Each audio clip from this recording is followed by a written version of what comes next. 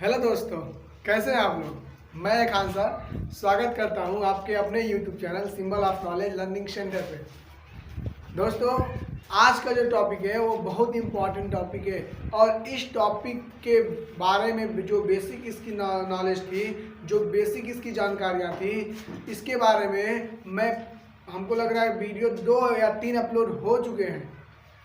तो आज का जो टॉपिक है वो है परसेंटेज, प्रतिशतता जो टॉपिक है, यानी प्रतिशत वाला जो टॉपिक है। ये टॉपिक छोटा है लेकिन असरदार बहुत है, इम्पॉर्टेंट बहुत है। अगर आप इस टॉपिक को अच्छे से सीख लेते हैं तो किसी भी कॉम्पिटिटिव एग्जाम में आपका 4 से 3 नंबर के क्वेश्चन आते ही आते हैं और आप अच्छे से इसको सॉल्व कर पाएंगे। तो इसकी जो भी बेसिक कॉन्सेप्ट है, बेसिक जानकारियाँ हैं, वो हम वीडियो बना के अपलोड कर दिए हैं। आप लोग प्ले लिस्ट में जाइएगा, आप परसेंटेज वाले वीडियो को खोलिएगा, उसमें आपको मिलेंगे 2 या 3 वीडियो होंगे। उन 2 या 3 वीडियो को अगर अच्छे से आपने देखा, अच्छे से आपने सीखा तो 100% ये सवाल आप लगा लेंगे। और अगर नहीं देखेंगे, पहले वो देख कर आइए तब ये सवाल पढ़िए, ताकि बेहतर से आपको समझ में आए।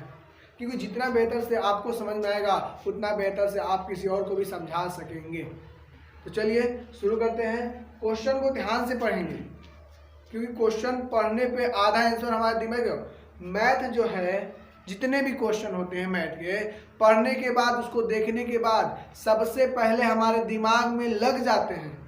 हाथ तो सिर्फ लिखने का काम करता है, लेकिन लगते कहाँ हैं? हमारे दिमाग में। इसलिए क्वेश्चन को पढ़ते हैं, 1 से 2 बार अगर पढ़ेंगे आप लोग अच्छे तरीके से तो 100% उस क्वेश्चन का कुछ न कुछ क्लू आपके दिमाग में तुरंत आ जाएगा और हाथ से हम उसको लिख देते हैं। इसलिए क्वेश्चन को पढ़ना बहुत ज़रूरी है और पूरा क्वेश्चन पढ़ेंगे, पूरा वीडियो आप देखेंगे तो आप अगर परसेंटेज के बारे में वीक हैं तो उस टॉपिक को आप अपने आप से स्ट्रॉन्ग बना लेंगे।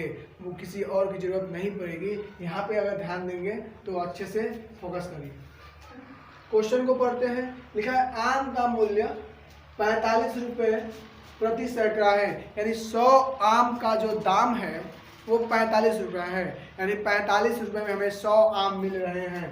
कह रहा है यदि आम के मूल्यों में 8% की वृद्धि कर दी जाए तो 60 आमों का मूल्य क्या होगा। और आपके सामने ऑप्शन भी रखा हुआ है, क्या? 29 रुपया 16 पैसा, 48 रुपया 60 पैसा और 27 रुपया 36 पैसा और 36 रुपया 80 पैसा।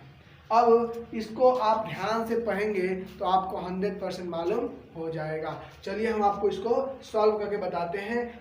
ध्यान से देखिए, कॉपी कलम लेके बैठिए ताकि क्वेश्चन को हम अच्छे से सीख सकें। चलिए सबसे पहले हम लिखेंगे कि 100 आमों का दाम,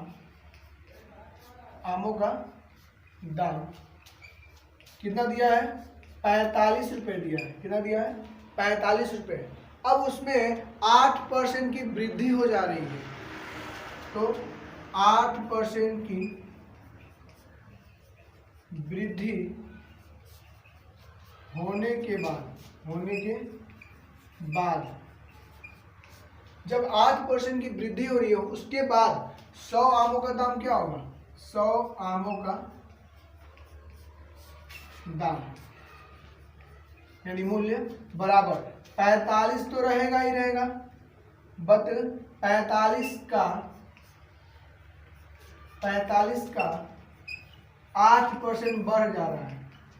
और आपको परसेंटेज वाले जब पहला वीडियो अपलोड किए थे बेसिक में, तो उसमें आपको बताया थे कि इस तरह के जब इक्वेशन बनेंगे हम सॉल्व कैसे करेंगे। तो आएगा हमारा 45 प्लस 45 गुना का मतलब गुना 8% मतलब बट्टा में 100।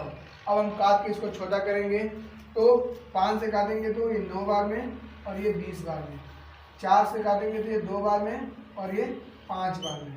अब कुछ करने लायक नहीं है, तो 45 प्लस 9 दूना 18 बटा 5। इसको पॉइंट में चेंज करेंगे तो ऐसे हम यहाँ पे डिवाइड करेंगे 5 से 18 में, तो 5 तिहाई 15, यहाँ पे आया हमारा 3, पॉइंट आएगा 0, 5 छके 30, यानी काटेंगे तो आएगा हमारा 3.6, यानी आया 48.6। ये क्या हुआ? 8% की वृद्धि होने के बाद 100 आमों का दाम है।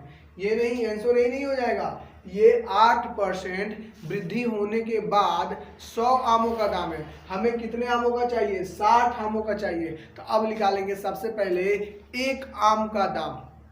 कितने आम का? एक आम का। तो देखना 100 आम का दाम इतना है, तो एक आम का दाम कितना होगा? एक आम का दाम कितना होगा? अगर मान लीजिए आप ही सुनिए, अगर मान लीजिए आप कलम खरीदने गए, ठीक है ना, तो अगर 5 कलम का दाम अगर आपको 20 रुपये हो रहे हैं तो एक का कितने होगा? सर बोलोगे सर बहुत सिंपल है, 4 रुपये तो होगा एक का। कैसे आया? आप उस 5 से उस 20 में डिवाइड किए हैं तभी ना। ठीक उसी तरह 100 आमों का दाम इतना है वृद्धि होने के बाद, तो एक का कितना होगा? 48.6 में हम डिवाइड करेंगे 100 का। इसका डिवाइड करेंगे 100 का, जो आएगा वो एक का हुआ। कितने का हुआ? एक का। और हमें चाहिए किसका? 60 का। तो 60 का दाम कितना हो जाएगा? 48.6। ये एक का हुआ, 60 को चाहिए 7 से गुणा करेंगे, एक जो से 1 जीरो कैंसल। हाँ, अब हम करेंगे 2 से काट देंगे, ये 5 बार में और ये 3 बार में मल्टीप्लाई करेंगे, डिवाइड करेंगे, तो हमारा आएगा 29 रुपया 16 पैसा, यानी 60 आमों का जो दाम होगा 29 रुपया 16 पैसा, यानी ऑप्शन नंबर ए। सवाल थोड़ा सा लंबा था, लेकिन ये मैं एकदम आपको बेसिक से भी समझाया हूँ। आपको ये छोटा सा ये जो छोटे क्लासों में बताया था वो भी डिवाइड करके दिखाया हूँ, और यहाँ पे आपको ये प्रोसीजर भी किया हूँ। तो अगर आप अच्छे से सीख लेंगे तो इतना और इतना हम इसकी भी डायरेक्ट आंसर लगा सकते हैं। तो इसको अच्छे से नोट कीजिए। एक क्वेश्चन और देखते हैं ताकि आपको और अच्छे से आ जाए। ये वाला क्वेश्चन देखिए, तो दुनिया का सबसे आसान क्वेश्चन है, सबसे आसान परसेंटेज का सबसे आसान जो प्रश्न होते हैं इसी के तरह आते हैं, सेम टू सेम। क्वेश्चन को एक बार ध्यान से पढ़िए और 100% आपके दिमाग में आंसर आ जाएगा, बस ध्यान देंगे तब। क्या लिखा है? एक परीक्षा में उत्तीर्ण होने के लिए 40% अंक चाहिए, और यदि सदाब नामक कोई लड़का है ने इस परीक्षा में 200 अंक प्राप्त किए। कितने अंक प्राप्त किए? 200। तो बताइए 200 अंक प्राप्त करने में उत्तीर्ण हो गया, पास हो गया, तब परीक्षा के अधिकतम अंक कितने, यानी कितने नंबर का पेपर था यही बताना है। यानी उस पेपर का 40% जो है वो 200 है, यही ना क्वेश्चन कर रहा है। उस पेपर में जो नंबर है उसका 40% क्या है? 200। तो बताइए वो नंबर आखिर में है कितना? कितना सिंपल क्वेश्चन पूछा है, कितना सिंपल। हम मान लेते हैं कि उस पेपर का जो नंबर टोटल नंबर था वो यक्स है, तो यक्स का 40% कितना है बाबू? 200। ये यक्स की जो वैल्यू आएगी वो हमारा आंसर हो जाएगा। तो जाएगा यक्स गुना 40/100 बराबर 200। एक जो से 1 जीरो कैंसल, ये इधर हमारा मल्टीप्लाई में उधर जाएगा, तो सॉरी ये इधर डिवाइड में उधर जाएगा तो मल्टीप्लाई में, और इधर हमारा मल्टीप्लाई में इधर आएगा तो डिवाइड में। तो क्या बनेगा? x बराबर 200 गुना 10/4। 4 से काटेंगे, 4 से काटेंगे हमारा, तो ये जाएगा 5 बराबर 50। 50 दाम है 500, यानी उस पेपर का टोटल जो नंबर है वो 500, यानी ऑप्शन नंबर ए हमारा बिल्कुल सही है। कितना सिंपल है, बोले हैं ना। अगर परसेंटेज अच्छे से आप पढ़े होंगे तो ये चीज़ें आपके लिए कुछ भी नहीं होंगी। इसको नोट कीजिए। अगला क्वेश्चन देखते हैं, इससे भी इजी। चलिए, ये प्रश्न जो है पहले वाले दूसरे वाले प्रश्न के जैसा ही है, बस इसको ध्यान तो देखो, ध्यान से तो पढ़िए। क्या लिखा है? एक लैपटॉप की कीमत 22,000 है। ग्राहक को इसे खरीदने के लिए 15% या 15% अतिरिक्त टैक्स देना पड़ रहा है। बताइए उस लैपटॉप को खरीदने के लिए उस ग्राहक को कितने रुपए चुकाने होंगे? कितना सिंपल बात है, कुछ नहीं करना है भाई।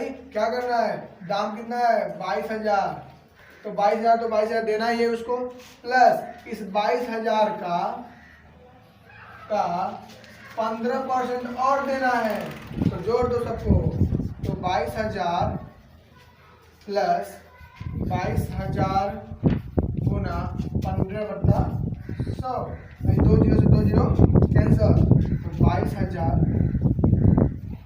प्लस मल्टीप्लाई करेंगे तो 0, 15 दूना 30 की 0 हासिल 3, 15 दूना 30 3 33, यानी 22,000 और 3,000 25,300।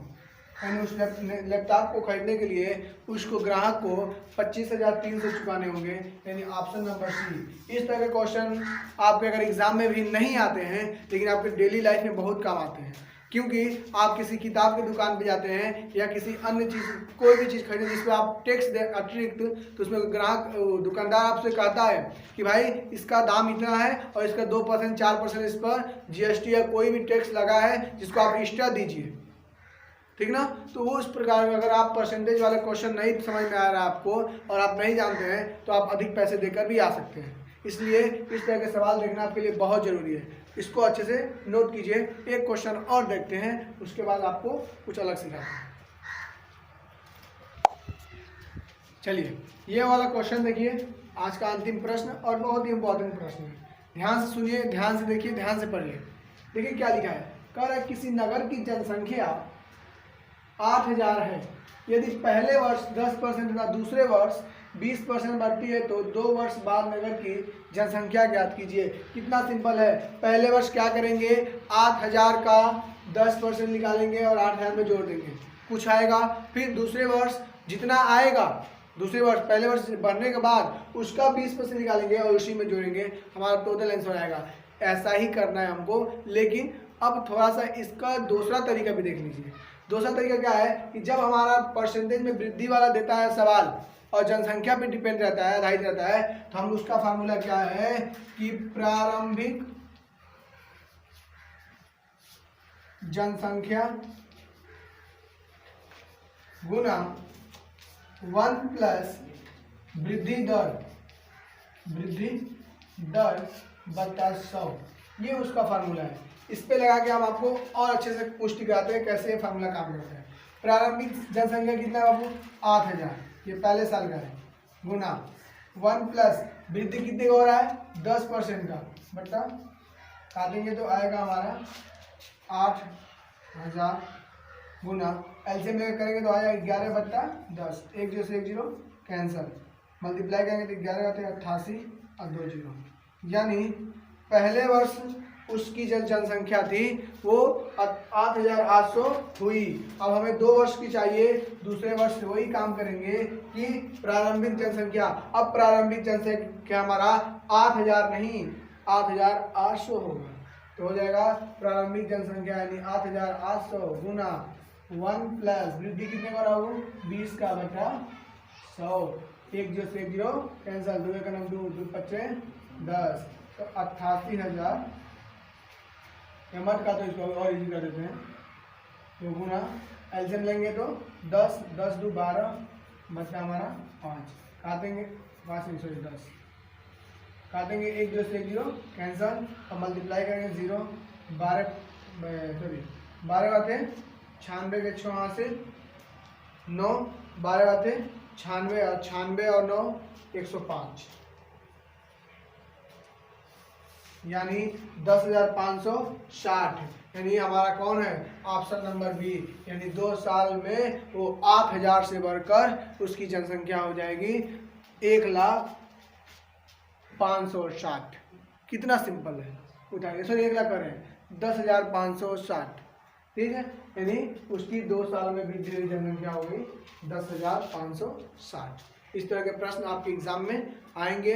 अगर आप अच्छे से इस वीडियो को देखे हैं तो अगर आपको वीडियो अच्छा लगे तो लाइक शेयर कमेंट जरूर कीजिएगा, चैनल पर नए हैं तो चैनल को सब्सक्राइब कीजिएगा, और अगर वीडियो परसेंटेज वाला वीडियो पहले वाला नहीं देखे हैं तो दोनों वीडियो देख लीजिए, उसके बाद इसको देखिए ताकि आप हर सवाल लगा सकें, ठीक ना। तो मिलते हैं आपको अगली वीडियो में, तब तक के लिए टेक केयर, जय हिंद जय भारत।